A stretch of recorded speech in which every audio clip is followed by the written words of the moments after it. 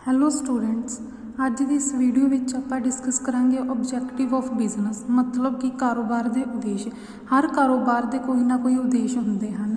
ਉਹ ਉਦੇਸ਼ ਪੂਰੇ ਕਰਨ ਦੇ ਲਈ ਕੁਝ ਐਕਟੀਵਿਟੀਜ਼ ਕੀਤੀਆਂ ਜਾਂਦੀਆਂ ਹਨ। ਇਸ ਤਰ੍ਹਾਂ ਕਾਰੋਬਾਰ ਦੇ ਮੇਨਲੀ 4 ਉਦੇਸ਼ ਹੁੰਦੇ ਹਨ: ਇਕਨੋਮਿਕ, ਸੋਸ਼ਲ, ਹਿਊਮਨ ਅਤੇ ਨੈਸ਼ਨਲ।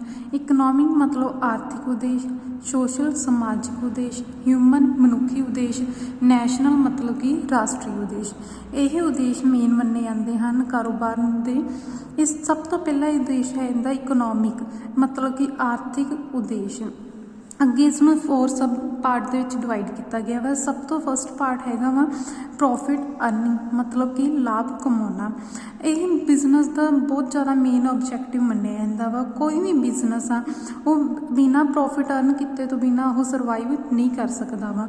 ਬਿਕੋਜ਼ ਜਿਹੜੇ ਕੰਪਨੀ ਦੇ ਇੰਪਲੋਈ, ਮਤਲਬ ਕਿ ਕੰਪਨੀ ਦੇ ਜਿਹੜੇ ਕੰਮ ਕਰਦੇ ਹਨ ਵਰਕਰ, ਉਹ ਵੀ ਆਪਣੇ ਹਾਇਰ ਵੇਜਸ ਡਿਮਾਂਡ ਕਰਨਗੇ, ਬੈਟਰ ਵਰਕਿੰਗ ਕੰਡੀਸ਼ਨ ਡਿਮਾਂਡ ਕਰਨਗੇ ਅਤੇ ਇਹਨਾਂ ਸਭ ਨੂੰ ਪ੍ਰੋਵਾਈਡ ਕਰਨ ਦੇ ਲਈ, ਵਧੀਆ ਫੈਸਿਲਿਟੀਜ਼ ਪ੍ਰੋਵਾਈਡ ਕਰਨ ਦੇ ਲਈ ਉਹਨਾਂ ਨੂੰ ਹਮੇਸ਼ਾ ਪ੍ਰੋਫਿਟ ਅਰਨ ਕਰਨੇ ਪੈਣਗੇ। ਸੋ ਕੋਈ ਵੀ ਬਿਜ਼ਨਸ ਬਿਨਾਂ ਪ੍ਰੋਫਿਟ ਦੇ ਸਰਵਾਈਵ ਨਹੀਂ ਕਰ ਸਕਦਾ।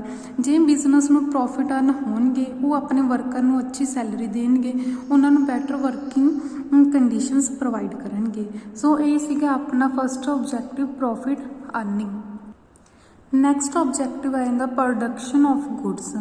ਬਿਜ਼ਨਸ ਦਾ ਇੱਕ ਮੇਨ ਆਬਜੈਕਟਿਵ ਆ ਜਾਂਦਾ ਸੈਕਿੰਡ, ਪ੍ਰੋਡਕਸ਼ਨ ਮਤਲਬ ਕਿ ਗੁੱਡਸ ਦਾ, ਵਸਤੂਆਂ ਦਾ ਉਤਪਾਦਨ ਕਰਨਾ।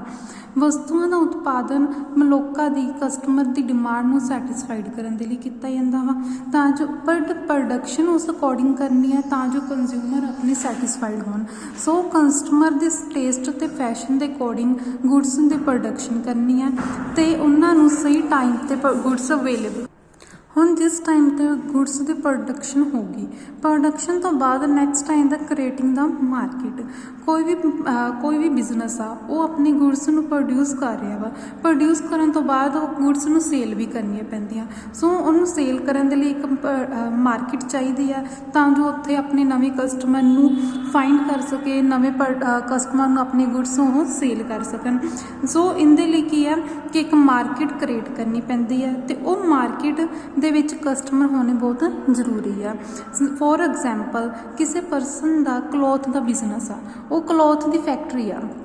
ਕਲੋਥ ਦੀ ਫੈਕਟਰੀ ਦੇ ਵਿੱਚ ਕਲੋਥ ਦੀ ਪ੍ਰੋਡਕਸ਼ਨ ਤਾਂ ਹੋ ਰਹੀ ਆ, ਬਟ ਉਹ ਪ੍ਰੋਡਕਸ਼ਨ ਉਹਨਾਂ ਲਈ ਉਦੋਂ ਤੱਕ ਯੂਜ਼ਫੁਲ ਨਹੀਂ ਹੋਏਗੀ ਜਦੋਂ ਤੱਕ ਉਹਨਾਂ ਦੀ ਸੇਲ ਨਹੀਂ ਕਰਦੇ ਪਏ। ਸੋ ਇੱਕ ਮਾਰਕੀਟ ਹੋਣੀ ਚਾਹੀਦੀ ਹੈ ਤਾਂ ਜੋ ਪ੍ਰੋਡਕਟ, ਆਪਣੀ ਜੋ ਪ੍ਰੋਡਕਸ਼ਨ ਕੀਤੀ ਆ ਉਹਨੂੰ ਅਸੀਂ ਉੱਥੇ ਸੇਲ ਕਰ ਸਕੀਏ, ਉਸ ਸੇਲ ਤੋਂ ਅਸੀਂ ਪ੍ਰੋਫਿਟ ਅਰਨ ਕਰ ਸਕੀਏ ਅਤੇ ਪ੍ਰੋਫਿਟ ਅਰਨ ਕਰਕੇ ਹੀ ਤਾਂ ਬਿਜ਼ਨਸ ਦਾ ਪ੍ਰੋਸੈਸ ਅੱਗੇ ਰਨ ਕਰੇਗਾ।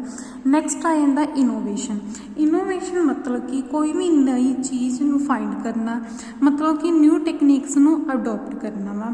ਇੱਕ ਜਿਸ ਤਰ੍ਹਾਂ ਦਾ ਆਪਣਾ ਚੇਂਜਿੰਗ ਇਨਵਾਇਰਮੈਂਟ ਆ, ਉਸ ਚੇਂਜਿੰਗ ਇਨਵਾਇਰਮੈਂਟ ਨੂੰ ਅਡੋਪਟ ਕਰਨਾ ਬਹੁਤ ਜ਼ਿਆਦਾ ਜ਼ਰੂਰੀ ਹੁੰਦਾ ਵਾ।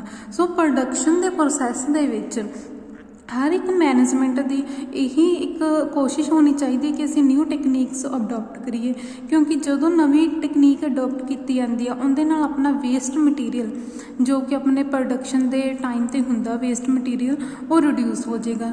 ਵੇਸਟ ਮਟੀਰੀਅਲ ਰਿਡਿਊਸ ਹੋਏਗਾ means cost of production reduce ਹੋਏਗੀ।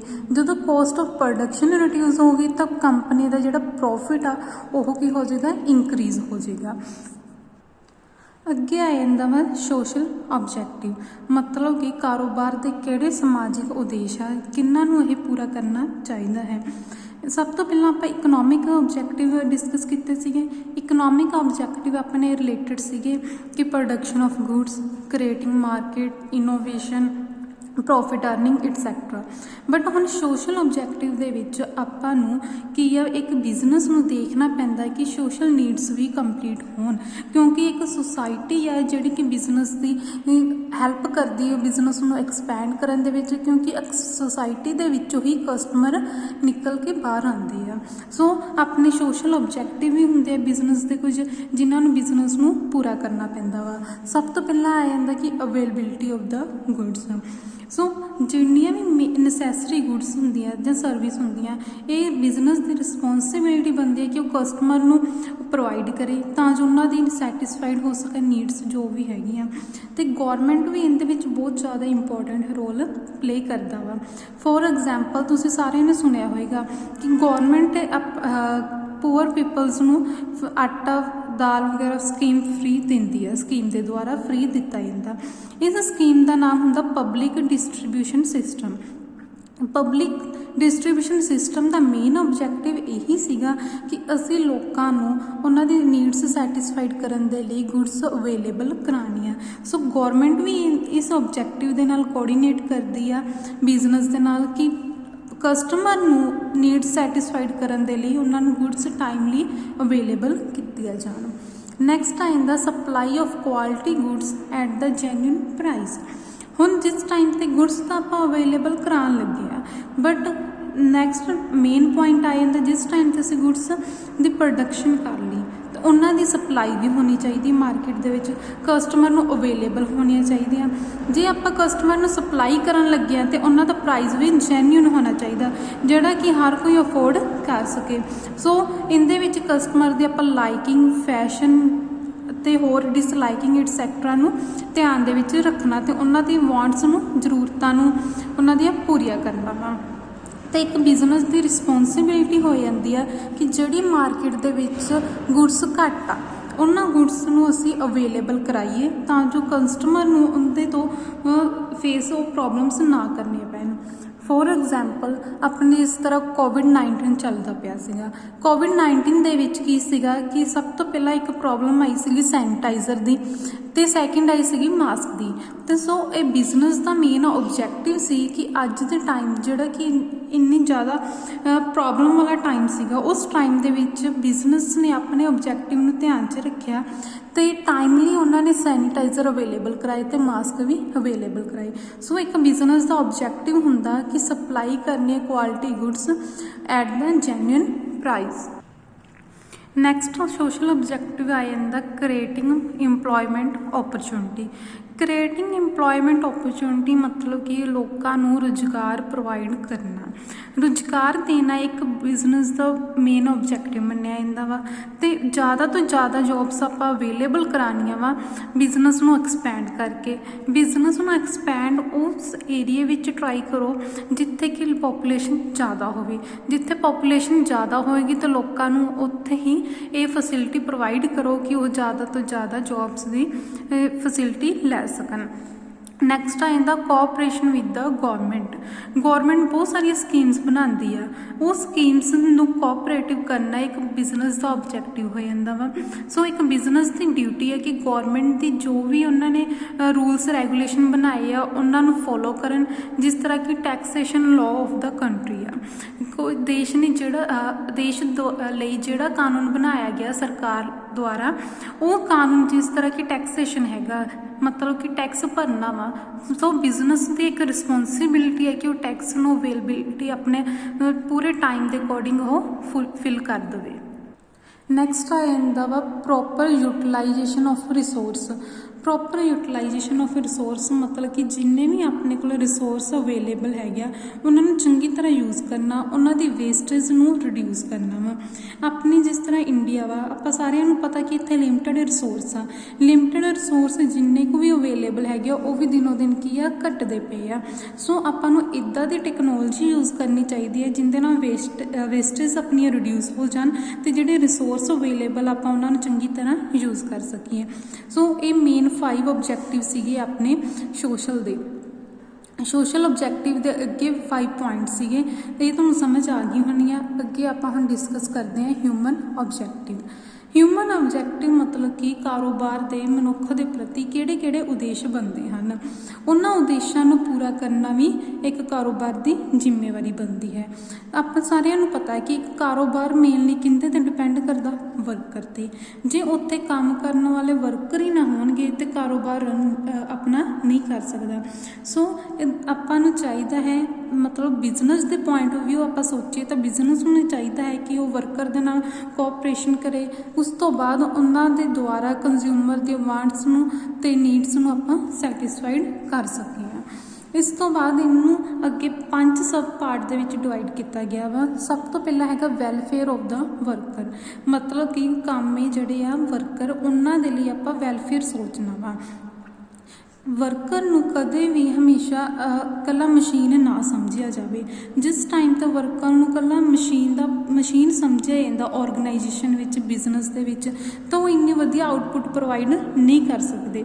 ਸੋ ਆਪਣੇ ਇੱਕ ਬਿਜ਼ਨਸ ਦੀ ਰਿਸਪੌਂਸਿਬਿਲਿਟੀ ਬਣਦੀ ਆ ਕਿ ਵਰਕਰ ਨੂੰ ਵੇਜਸ ਪ੍ਰੋਵਾਈਡ ਕਰੇ ਅਕੋਰਡਿੰਗ ਵਿਦ ਦੇਅਰ ਲੇਬਰ। ਜਿੰਨੀ ਕੁ ਉਹ ਮਿਹਨਤ ਕਰਦੇ ਆ ਉਸ ਅਕੋਰਡਿੰਗ ਉਹਨਾਂ ਨੂੰ ਬੈਸਟ ਵੇ ਦੇ ਵਿੱਚ ਵੇਜਸ ਪ੍ਰੋਵਾਈਡ ਕੀਤੀਆਂ ਜਾਣ, ਉਹਨਾਂ ਨੂੰ ਬਿਜ਼ਨਸ ਦਾ ਪਾਰਟ ਮੰਨਿਆ ਜਾਵੇ। ਅਤੇ ਉਹਨਾਂ ਨੂੰ ਜਿਸ ਟਾਈਮ 'ਤੇ ਵਰਕਰ ਸੈਟਿਸਫਾਈਡ ਹੋ ਜਾਂਦੇ ਆ ਔਰਗਨਾਈਜੇਸ਼ਨ ਜਾਂ ਬਿਜ਼ਨਸ ਤੋਂ, ਅਤੇ ਉਹ ਇੱਕ ਤਰ੍ਹਾਂ ਕੀ ਬਣ ਜਾਂਦੇ, ਇਨਵੈਲੂਏਬਲ ਐਸਟ ਬਣ ਜਾਂਦੇ ਆ ਬਿਜ਼ਨਸ ਦਾ। ਅਤੇ ਜਿਸ ਟਾਈਮ 'ਤੇ ਵਰਕਰ ਐਸਟ ਬਣ ਜਾਂਦੇ ਅਤੇ ਬਿਜ਼ਨਸ ਦੇ ਲਈ ਬਹੁਤ ਪ੍ਰੋਫਿਟੇਬਲ ਪਾਰਟ ਬਣ ਜਾਂਦਾ। ਨੈਕਸਟ ਆ ਜਾਂਦਾ ਕੰਜ਼ਿਊਮਰ ਸੈਟਿਸਫੈਕਸ਼ਨ। ਕੰਜ਼ਿਊਮਰ ਸੈਟਿਸਫੈਕਸ਼ਨ ਦਾ ਮਤਲਬ ਕਿ ਜਿਹੜੇ ਵੀ ਆਪਣੇ ਗ੍ਰਾਹਕ ਆ ਉਹ ਆਪਣੇ ਤੋਂ ਸੰਤੁਸ਼ਟ ਹੋਣੇ ਚਾਹੀਦੇ ਹਨ, ਮਤਲਬ ਖੁਸ਼ ਹੋਣੇ ਚਾਹੀਦੇ ਹਨ। ਕੰਜ਼ਿਊਮਰ ਇੱਕ ਸੋਰਸ ਹੁੰਦੇ ਆ ਬਿਜ਼ਨਸ ਦੀ ਗਰੋਥ ਅਤੇ ਐਕਸਪੈਂਡ ਕਰਨ ਦੇ ਲਈ। ਉਹ ਸੋਰਸਸ ਨੂੰ ਵਧਾਉਣਾ ਇੱਕ ਬਿਜ਼ਨਸ ਦੇ ਹੱਥ ਦੇ ਵਿੱਚ ਹੀ ਹੁੰਦਾ ਹੈ। ਸੋ ਇੱਕ ਬਿਜ਼ਨਸ ਨੂੰ ਚਾਹੀਦਾ ਕਿ ਆਪਣੇ ਕੰਜ਼ਿਊਮਰ ਦੀ ਵਾਂਟਸ ਨੂੰ ਸੈਟਿਸਫਾਈਡ ਰੱਖੇ ਅਤੇ ਉਹਨਾਂ ਨੂੰ ਵਧੀਆ ਕੁਆਲਿਟੀ ਦੇ ਗੁਡਸ ਅਤੇ ਵਧੀਆ ਪ੍ਰਾਈਸ 'ਤੇ ਪ੍ਰੋਵਾਈਡ ਕੀਤੇ ਜਾਣ। ਨੈਕਸਟ ਪੁਆਇੰਟ ਆ ਜਾਂਦਾ satisfaction of the share holder. Share holder ਉਹ ਹੁੰਦੇ ਹਨ ਜਿਹੜੇ ਕਿ ਕੰਪਨੀ ਦੇ ਵਿੱਚ ਪੈਸਾ ਆਪਣਾ ਇਨਵੈਸਟ ਕਰਦੇ ਹਨ। ਤਾਂ ਸਹੀ ਮਾਇਨੇ ਦੇ ਵਿੱਚ ਰੀਅਲ ਓਨਰ ਕੌਣ ਹੁੰਦੇ ਆ? Share holder. ਸ਼ੇਅਰ ਹੋਲਡਰ ਪੈਸਾ ਤਾਂ ਇਨਵੈਸਟ ਕਰਦੇ ਹਨ, ਪਰ ਉਹ ਕਿਵੇਂ ਕਰਦੇ ਹਨ, ਉਹਨਾਂ ਨੂੰ ਨੌਲੇਜ ਕਿੱਥੋਂ ਮਿਲਦੀ ਆ? ਇਹ ਨੌਲੇਜ ਕੰਪਨੀ ਹੀ ਪ੍ਰੋਵਾਈਡ ਕਰਦੀ ਆ। ਕੰਪਨੀ ਆਪਣੇ ਪਬਲਿਕ ਦੇ ਵਿੱਚ ਡਿਸਟਰੀਬਿਊਟ ਕਰਦੀ ਹੈ ਪ੍ਰੋਸਪੈਕਟਸ ਅਤੇ ਨਿਊਜ਼ਪੇਪਰ ਦੁਆਰਾ ਇਨਵੈਸਟਰ ਨੂੰ ਆਪਣੀ ਇਨਫੋਰਮੇਸ਼ਨ ਪ੍ਰੋਵਾਈਡ ਕਰਦੀ ਆ। ਉਹ ਇਨਫੋਰਮੇਸ਼ਨ ਦੇ ਦੁਆਰਾ ਹੀ ਸ਼ੇਅਰ ਹੋਲਡਰ ਕੰਪਨੀ ਦੇ ਵਿੱਚ ਇਨਵੈਸਟਮੈਂਟ ਕਰਦੇ ਆ। ਸੋ ਇੱਕ ਕੰਪਨੀ ਦੀ ਰਿਸਪੌਂਸਿਬਿਲਿਟੀ ਹੁੰਦੀ ਆ ਕਿ ਆਪਣੇ ਸ਼ੇਅਰ ਹੋਲਡਰ ਨੂੰ ਕਰੈਕਟ ਇਨਫੋਰਮੇਸ਼ਨ ਪ੍ਰੋਵਾਈਡ ਕਰੇ ਅਤੇ ਜਿਹੜੀ ਕਿ ਉਹ ਇਨਫੋਰਮੇਸ਼ਨ ਦੇ ਬੇਸ 'ਤੇ ਸ਼ੇਅਰ ਹੋਲਡਰ ਕੰਪਨੀ ਵਿੱਚ ਇਨਵੈਸਟਮੈਂਟ ਕਰ ਸਕਣ ਅਤੇ ਨਾਲ ਸਾਈਡ ਬਾਈ ਸਾਈਡ ਹੀ ਸ਼ੇਅਰ ਹੋਲਡਰ ਨੂੰ ਇੱਕ ਵਧੀਆ ਰਿਟਰਨ ਪ੍ਰੋਵਾਈਡ ਕਰਨਾ ਇੱਕ ਬਿਜ਼ਨਸ ਦੀ ਰਿਸਪੌਂਸਿਬਿਲਿਟੀ ਹੁੰਦੀ ਆ। ਨੈਕਸਟ ਆ ਜਾਂਦਾ fair to dealer and the supplier. ਇੱਕ ਬਿਜ਼ਨਸਮੈਨ ਨੂੰ ਆਪਣੇ ਡੀਲਰਸ ਦੇ ਨਾਲ ਵਧੀਆ ਰਹਿਣਾ ਚਾਹੀਦਾ ਹੈ ਅਤੇ ਉਹਨਾਂ ਨੂੰ ਦੇਖਣਾ ਚਾਹੀਦਾ ਹੈ ਕਿ ਜਿਹੜੀ ਮਾਰਕੀਟ ਦੇ ਵਿੱਚ ਗੁਡਸ ਘੱਟ ਹਨ ਉਹ ਗੁਡਸ ਨੂੰ ਟਾਈਮਲੀ ਅਵੇਲੇਬਲ ਕਰਾਉਣ ਤਾਂ ਜੋ ਡੀਲਰ ਅਤੇ ਸਪਲਾਇਰ ਅੱਗੇ ਕੰਜ਼ਿਊਮਰ ਨੂੰ ਅਵੇਲੇਬਲ ਕਰਾ ਸਕਣ। So fair to the dealer and the supplier. Next ਆਇੰਦਾ ਟੂ ਅੰਡਰ ਐਡਵਰਸ ਇਫੈਕਟ। ਅੱਜ ਦੇ ਟਾਈਮ ਦੇ ਵਿੱਚ ਬਹੁਤ ਸਾਰੀਆਂ ਇੰਡਸਟਰੀਜ਼ ਸੈਟਅਪ ਹੋ ਰਹੀਆਂ ਵਾ ਜਿਨ੍ਹਾਂ ਲਈ ਪਹਿਲਾਂ ਕੋਈ ਪਲਾਨ ਨਹੀਂ ਕੀਤਾ ਜਾਂਦਾ। ਸੋ ਇਹਦਾ ਰਿਜ਼ਲਟ ਕੀ ਹੁੰਦਾ? ਪੋਪੂਲੇਸ਼ਨ ਵੱਧਦੀ ਆ, ਪੋਪੂਲੇਸ਼ਨ ਦੇ ਨਾਲ ਹੀ ਪੋਲਿਊਸ਼ਨ ਵੀ ਬਹੁਤ ਜ਼ਿਆਦਾ ਹੁੰਦਾ ਵਾ। ਇਹ ਇੰਡਸਟਰੀਆਂ ਕੀ ਮੇਨ ਰੀਜ਼ਨ ਬਣਦੀਆਂ ਵਾ? ਪੋਲਿਊਸ਼ਨ ਦਾ। ਇਹ ਏਅਰ ਪੋਲਿਊਸ਼ਨ ਹੋ ਸਕਦਾ, ਵਾਟਰ ਪੋਲਿਊਸ਼ਨ ਹੋ ਸਕਦਾ ਅਤੇ ਹੋਰ ਵੀ ਕਈ ਤਰ੍ਹਾਂ ਦੇ ਪੋਲਿਊਸ਼ਨ ਹੋ ਸਕਦੇ ਹਨ ਜਿਹੜੇ ਕਿ ਹਿਊਮਨ ਦੀ ਹੈਲਥ ਲਈ ਬਹੁਤ ਹਾਨੀਕਾਰਕ ਹੁੰਦੇ ਆ। ਸੋ ਬਿਜ਼ਨਸ ਨੂੰ ਚਾਹੀਦਾ ਕਿ ਵੋਲੰਟਰੀ ਆਪਣੀ ਇੱਛਾ ਦੇ ਨਾਲ ਅੱਗੇ ਆਉਣ ਅਤੇ ਗੌਰਮੈਂਟ ਦੇ ਜੋ ਵੀ ਸਕੀਮਸ ਬਣਾਈਆਂ ਗਈਆਂ ਹਨ, ਜੋ ਪੋਲਿਸੀਜ਼ ਬਣਾਈਆਂ ਗਈਆਂ ਉਹਨਾਂ ਨੂੰ ਫੋਲੋ ਕਰੇ ਅਤੇ ਪ੍ਰੋਬਲਮ ਨੂੰ ਸੋਲਵ ਕਰਨ। ਸੋ ਇਹ ਵੀ ਇੱਕ ਬਿਜ਼ਨਸ ਦਾ ਮੇਨ ਆਬਜੈਕਟਿਵ ਹੁੰਦਾ। ਅੱਗੇ ਹੁਣ ਆਪਾਂ ਪਹਿਲਾਂ ਇਸ ਤੋਂ ਆਪਣੇ 5 ਪੁਆਇੰਟ ਪੂਰੇ ਹੋ ਗਏ ਆ। ਹੁਣ ਅਗਲਾ ਨੈਕਸਟ ਆ ਜਾਂਦਾ ਵਾ ਨੈਸ਼ਨਲ ਆਬਜੈਕਟਿਵ, ਮਤਲਬ ਕਿ ਰਾਸ਼ਟਰੀ ਉਦੇਸ਼। ਹਰ ਇੱਕ ਬਿਜ਼ਨਸ ਦੇ ਨਾ ਤਾਂ ਇਕੱਲੇ ਇਕਨੋਮਿਕ ਨਾ ਹੀ ਇਕੱਲੇ ਸੋਸ਼ਲ ਆਬਜੈਕਟਿਵ ਹੋਣਗੇ, ਉਹਦੇ ਇੱਕ ਨੈਸ਼ਨਲ ਆਬਜੈਕਟਿਵ ਵੱਲ ਵੀ ਰਿਸਪੌਂਸਿਬਿਲਿਟੀ ਬਣਦੀ ਆ ਕਿ ਬਿਜ਼ਨਸ ਨੈਸ਼ਨਲ ਆਬਜੈਕਟਿਵ ਨੂੰ ਪੂਰਾ ਕਰ ਸਕੇ। ਸੋ ਬਿਜ਼ਨਸ ਨੂੰ ਚਾਹੀਦਾ ਕਿ ਨੈਸ਼ਨਲ ਆਬਜੈਕਟਿਵ ਨੂੰ ਪੂਰਾ ਕਰਨ ਦੇ ਲਈ ਕੁਝ ਕੁ ਪੋਲਿਸੀਜ਼ ਜਿਹੜੀਆਂ ਵਾ ਗੌਰਮੈਂਟ ਦੁਆਰਾ ਬਣਾਈਆਂ ਗਈਆਂ ਉਹਨਾਂ ਨੂੰ ਫੋਲੋ ਕਰੇ। ਕੁਝ ਮੇਨ ਨੈਸ਼ਨਲ ਆਬਜੈਕਟਿਵ ਹਨ ਜਿਸ ਤਰ੍ਹਾਂ ਕਿ increase the export of the country. Export ਮਤਲਬ ਜਿਹੜਾ ਸਮਾਨ ਆਪਾਂ ਦੂਸਰੀ ਕੰਟਰੀ ਦੇ ਵਿੱਚ ਭੇਜਦੇ ਹਾਂ, ਬਾਹਰ ਭੇਜਦੇ ਹਾਂ। ਫੋਰ ਐਗਜ਼ਾਮਪਲ ਜਿਸ ਤਰ੍ਹਾਂ ਕੋਈ ਮੋਗਾ ਸਿਟੀ ਦਾ ਕੋਈ ਟਰੇਡਰ ਆ, ਉਹਨੇ ਆਪਣੀਆਂ ਗੁਡਸ ਨੂੰ ਕੋਈ ਲੰਡਨ ਦਾ ਟਰੇਡਰ ਉਹਨੂੰ ਸੇਲ ਕੀਤੀਆਂ, ਮਤਲਬ ਕਿ ਗੁਡਸ ਐਕਸਪੋਰਟ ਹੋ ਗਈਆਂ। ਜਿਸ ਟਾਈਮ 'ਤੇ ਗੁਡਸ ਐਕਸਪੋਰਟ ਕੀਤੇ ਜਾਂਦੀਆਂ ਵਾ ਮਤਲਬ ਗੁਡਸ ਸੇਲ ਕਰਨ ਦੇ ਨਾਲ ਆਪਣੀ ਕੰਟਰੀ ਨੂੰ ਪੈਸਾ ਆਏਗਾ ਤਾਂ ਉਹ ਆਪਣੇ ਵੈਲਫੇਅਰ ਦੇ ਲਈ ਹੀ ਯੂਜ਼ ਹੋਏਗਾ। ਸੋ ਐਕਸਪੋਰਟ ਨੂੰ ਇਨਕਰੀਜ਼ ਕਰਨਾ। ਸੈਕਿੰਡ ਆ ਜਾਂਦਾ ਹੈ ਕਿ ਬੈਲੈਂਸ ਰੀਜਨਲ ਡਿਵੈਲਪਮੈਂਟ, ਮਤਲਬ ਕਿ ਪਿੰਡਾਂ ਸ਼ਹਿਰਾਂ ਦੀ ਇੱਕ ਬਰਾਬਰ ਤਰ੍ਹਾਂ ਡਿਵੈਲਪਮੈਂਟ ਕੀਤੀ ਜਾਵੇ, ਪਿੰਡਾਂ ਦੀ ਵੀ ਸਿਚੁਏਸ਼ਨ ਜਿਹੜੀ ਆ ਉਹਦੇ 'ਚ ਇੰਪਰੂਵਮੈਂਟ ਕੀਤਾ ਜਾਵੇ। ਨੈਕਸਟ ਹੈ promote education, support and culture, ਆਪਣੀ ਸਿੱਖਿਆ ਨੂੰ, ਖੇਡਾਂ ਨੂੰ ਅਤੇ ਸੱਭਿਆਚਾਰ ਨੂੰ ਇਹ ਵੀ ਪ੍ਰਮੋਟ ਕਰਨਾ ਇੱਕ ਬਿਜ਼ਨਸ ਦਾ ਹੀ ਪਾਰਟ ਹੁੰਦਾ ਹੈ। Help in development of small enterprise, ਜਿਹੜੇ ਛੋਟੇ ਉਦਯੋਗ ਆ, ਛੋਟੇ ਲੈਵਲ 'ਤੇ ਇੰਡਸਟਰੀਜ਼ ਹੈਗੀਆਂ ਉਹਨਾਂ ਦੀ ਹੈਲਪ ਕਰਨੀ ਆ, ਜਿਸ ਤਰ੍ਹਾਂ ਉਹਨਾਂ ਨੂੰ ਟਾਈਮਲੀ ਫਾਈਨਾਂਸ ਅਵੇਲੇਬਲ ਕਰਾਉਣਾ ਵਾ ਅਤੇ ਹੋਰ ਫੈਸਿਲਿਟੀਜ਼ ਪ੍ਰੋਵਾਈਡ ਕਰਨੀਆਂ ਵਾ ਤਾਂ ਜੋ ਉਹ ਵੀ ਆਪਣਾ ਬਿਜ਼ਨਸ ਸੈਟਅਪ ਕਰ ਸਕਣ। ਸੋ ਉਹਨਾਂ ਦੀ ਡਿਵੈਲਪਮੈਂਟ ਵਿੱਚ ਹੈਲਪ ਕਰਨੀ ਆ।